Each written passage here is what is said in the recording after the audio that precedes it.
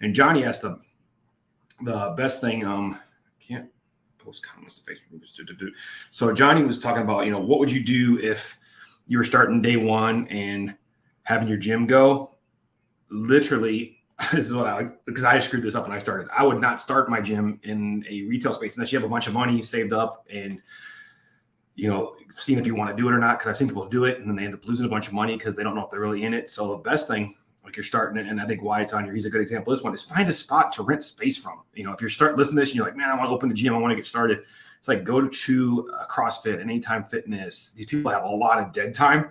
Be like, hey, I'd love to sublet some space from you guys, pay you. Most of the time they're gonna be like, oh crap, you go in there like, hey, I got my own waivers, I got my own insurance, but I want to pay you guys for space and build my gym. And you're gonna see if you really want to do it. Because some guys will open a gym like, I don't like this, or oh man, I love this is the best thing ever. And I'll post a link in the comments when this is done to the blog article I've been working on, like how to open a gym when you have no money. Obviously, you have money in your multiple locations. Then it's a much different situation. Like, yeah, okay, let's do a pre-sale. Let's get this going. Let's run our ads, get cranking, and then build off from there. So that's what I would recommend if you listen to this and you don't have a spot yet. Is don't get a spot yet. Just go sublease from somebody. I messed up because I was still working a full-time job when I opened my gym.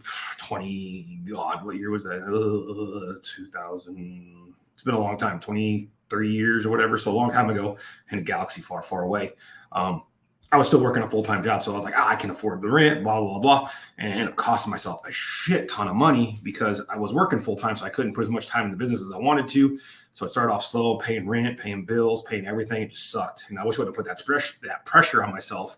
I wish I would have gone through and did what Wyatt did and just, gone to an Anytime Fitness or a CrossFit place. I think Amy did the same thing in a CrossFit gym.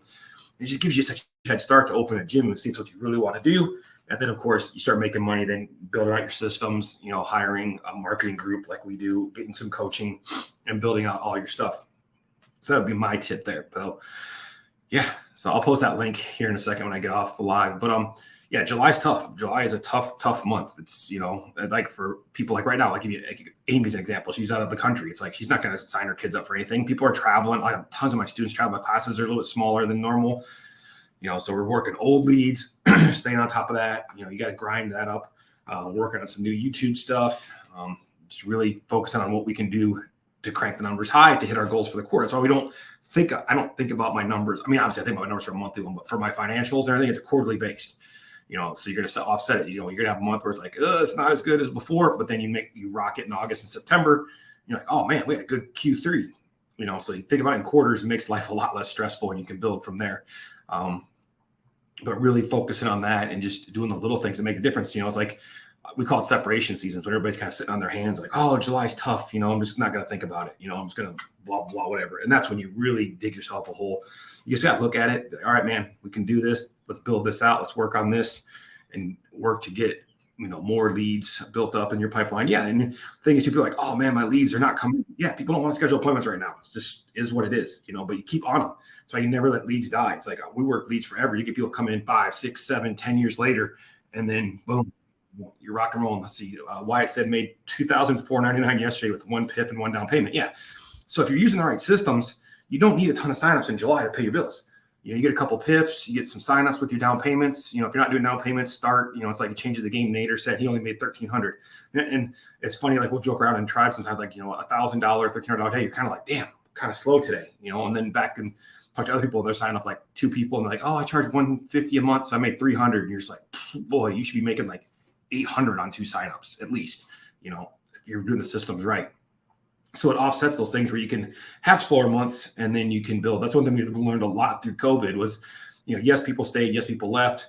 But man, when they took away the ability to sign people up and market and get down payments, it just tanked numbers for people. It was crazy. So it's like, you see like, man, that's a really important piece of the puzzle. So, make sure you're working on that, getting that stuff done, and then already focusing on your back to school. I mean, literally we're planning back to school already because it's like my kids start in mid-August, which is not that far away.